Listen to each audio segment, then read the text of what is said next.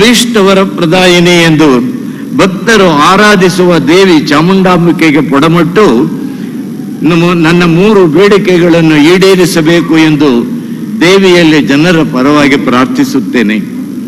Israel Palestine, Russia ಉಕ್ರೈನ್ ಇಂಥ ಯುದ್ಧ ನಿಂತು ಮಹಾ ಯುದ್ಧದ ಕಾರ್ಮೋಡಗಳು ಚದುರಿ ನಿತ್ಯ ನಡೆಯುತ್ತಿರುವ ಅಮಾಯಕರ ಮಾರಣ ಹೋಮ ನಿಲ್ಲಲು ಆ ರಾಷ್ಟ್ರ ನಾಯಕರು ಕೂಡಲೇ ಜೀವಪರ ಕಾಳಜಿ ತೋರುವಂತೆ ಅವರಿಗೆ ತಾಯಿ ಪ್ರೇರಣೆ ನೀಡಬೇಕೆಂದು ಬೇಡುತ್ತೇನೆ.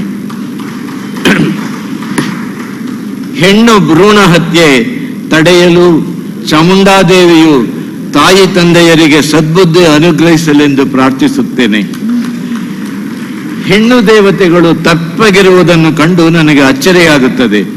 ಈ ದೇವರುಗಳಿಗೂ ಬಲಿಷ್ಠರನ್ನು ಕಂಡರೆ ಭಯ. ಅಮಾಯಕ ಮುಗ್ಧರಿಗೆ ಕಷ್ಟ ಕೊಡುವರು.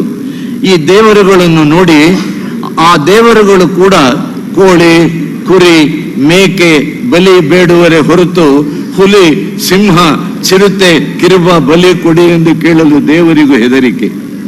ಸ್ವಾತಂತ್ರ್ಯ ಬಂದು ಇಷ್ಟು ವರ್ಷವಾದರೂ ಶಾಸನ ಸಭೆ, ಲೋಕಸಭೆಯಲ್ಲಿ ಸ್ತ್ರೀಯರಿಗೆ ಸೂಕ್ತ ಪ್ರಾತಿನಿಧ್ಯ ಕೊಡುವ ಮಸೂದೆಗೆ ಅಡ್ಡಿ ಮಾಡುತ್ತಲೇ ಇದ್ದಾರೆ. ಹೆಣ್ಣು ಮಕ್ಕಳು ಶಾಲೆಗೆ ಹೋಗಕೂಡದು ಎಂದು ಬೆದರಿಸುವ ಒಂದು ದೇಶವೂ ಇದೆ ಎಂಬುದು ಶೋಚನೀಯವಷ್ಟೇ ಅಲ್ಲ, ಖಂಡನೀಯ ಕೂಡ. ಬಹುದೊಡ್ಡ ರಾಷ್ಟ್ರೀಯ ಸಮಸ್ಯೆ ಎಂದರೆ ನಿರುದ್ಯೋಗ ಸಮಸ್ಯೆ. ಯುವಜನರು ಹತಾಶರಾಗಿದ್ದಾರೆ. ನಿರುದ್ಯೋಗ ನಿವಾರಣೆಗೆ ಆದ್ಯತೆ ಇತ್ತು. ಕೇಂದ್ರ ಸರ್ಕಾರವು ಕ್ರಮ ಕೈಗೊಳ್ಳುವಂತೆ ಪ್ರೇರೇಪಿಸಬೇಕು ಎಂದು ಯುವಜನತೆಯ ಪರವಾಗಿ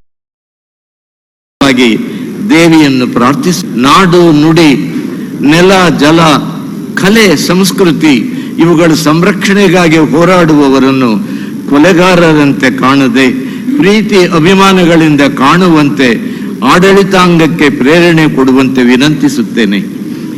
ಸರ್ಕಾರಗಳನ್ನು ಉರುಳಿಸುವ ದುರಾಲೋಚನೆ ಬರದಂತೆ ತಡೆದು ಚುನಾಯಿತ ಸರ್ಕಾರಗಳನ್ನು ಉಳಿಸುವ ಚಿಂತನೆಗಳನ್ನು ಲೋಕಾಂಬಿಕೆಯು ಮೂಡಿಸಲು ಎಂದು ಬೇಡುತ್ತೇನೆ. ಕೆಡವುವುದು ಸುಲಭ, ಕಟ್ಟುವುದು ಕಷ್ಟ. ಮೊದಲೇ ದೊಡ್ಡ ಹೊರೆಗಳಿಂದ ಬಳಲಿ ಬಸವಳಿದಿರುವ ಶ್ರೀಸಾಮಾನ್ಯರ ಹೆಗಲಿಗೆ ಮತ್ತೆ ಮತ್ತೆ ನಡೆಯುವ ಚುನಾವಣೆಗಳು ಇನ್ನಷ್ಟು ಭಾರ ಹೇರಿದರೆ ಕುಸಿಯುತ್ತಾನಷ್ಟೇ. ಯಾವ ಪಕ್ಷವೂ ಶಾಶ್ವತವಾಗಿ ಅಧಿಕಾರದಲ್ಲಿ ಇರುವುದು ಅಸಾಧ್ಯ. ಚಕ್ರಾರ ಪಂಕ್ತಿರುವ ಗಚ್ಚತಿ ಭಾಗ್ಯ ಪಂಕ್ತಿ. ಸೋತ ಪಕ್ಷವು ಮತ್ತೆ ಅಧಿಕಾರಕ್ಕೆ ಬರಲು ಜನಮನವನ್ನು ತಮ್ಮ ಪರವಾಗಿ ಒಲಿಸಿಕೊಳ್ಳಲು 5 ವರ್ಷದಲ್ಲಿ ಸಜ್ಜಾಗಬಹುದು. ಸರ್ಕಾರವನ್ನು ಉರುಳಿಸುವ ದುರಾಲೋಚನೆ ಬರಬಾರದು. ದಿನನಿತ್ಯ ಪತ್ರಿಕೆಗಳಲ್ಲಿ ಪರಸ್ಪರ ದೋಷಾರೋಪಣೆ, ವೈಯಕ್ತಿಕ ನಿಂದನೆ, ಅವಾಚ್ಯ ಶಬ್ದಗಳ ಬಳಕೆ ಓದಿ ಯುವಕರು ಇದನ್ನೇ ಮಾದರಿಯಾಗಿ ಮುಂದುವರಿಸಿದರೆ ಏನಪ್ಪ ಗತಿ ಎಂದು ಜನರು ಬೇಸರಗೊಂಡಿದ್ದಾರೆ. ತಾಯಿ ಚಾಮುಂಡೇಶ್ವರಿ ದೇವಿ ಇನ್ನು ಮುಂದೆ ಈ ಪದ್ಧತಿ ನಿಂತು ಸಮಾಜಮುಖಿ ಚಿಂತನೆಯನ್ನು ಒಳಗೊಂಡು ಸಮೃದ್ಧ ರಾಷ್ಟ್ರ ನಿರ್ಮಾಣಕ್ಕೆ ಹಮ್ಮಿಕೊಂಡಿರುವ ಯೋಚನೆಗಳನ್ನು ನಿರೂಪಿಸುವಂತೆ ಸ್ಫೂರ್ತಿ ಕೊಡಬೇಕೆಂದು ಪ್ರಾರ್ಥಿಸುತ್ತೇನೆ. ಕರ್ನಾಟಕದ ಜನರ ಪರವಾಗಿ ಈ ನಾಡ ಹಬ್ಬವನ್ನು ಸಂತೋಷದಿಂದ ಉದ್ಘಾಟಿಸಿದ್ದೇನೆ.